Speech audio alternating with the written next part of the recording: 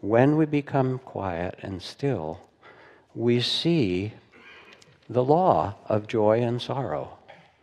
That joy and the possibility of living with joy is here for us, but that the truth of sorrow is that greed and hatred and ignorance, this is the Four Noble Truths, there is suffering in the world, and that most of human suffering, not pain, because we all get older, we all die, that's part of what's natural, but most of human suffering is made by human mind and heart, and it's constructed out of greed and out of hatred and fear and out of ignorance.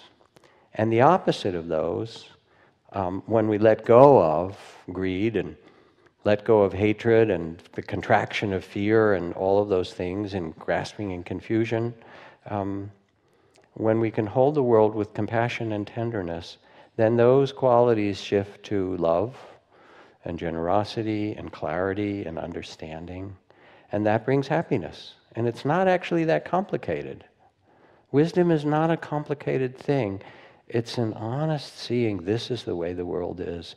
And it's a remembering in you, because you know it, that it's possible to live in this world. Oh, thank you. You can cry, it's okay. We appreciate you being here. Not many weeks old, your first Dharma talk, your second actually, I know. Now you're becoming really schooled in this. We welcome you. Yeah. So there's something about wisdom that can tolerate the tainted glory of humanity, the beauty of it and the suffering of it, and say, yes, this is the way it is, and I see what causes suffering.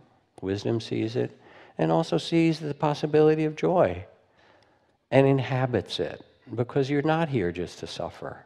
You've been loyal to your suffering for too long. You have been.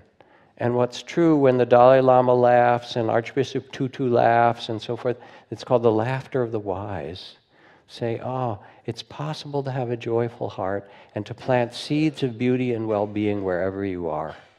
Even in the midst of suffering and difficulty and sorrow, that's possible. This is Elie Wiesel, who won the Nobel Prize, saying, suffering confers neither privileges nor rights. It all depends on how you use it. If you use your suffering to become depressed, to increase the anguish of yourself or others, you are degrading, even betraying it. And yet the day will come when we shall understand that suffering can elevate human beings. God help us to bear our suffering well. And to do that well means to acknowledge, to hold the suffering of life, the enormous suffering, with compassion, and know that it's not the end of the story.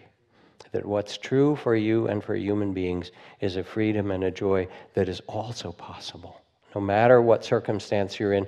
When Nelson Mandela walked out of 27 years of Robben Island prison with so much graciousness and forgiveness and understanding, he changed South Africa, but he changed the whole imagination of the world.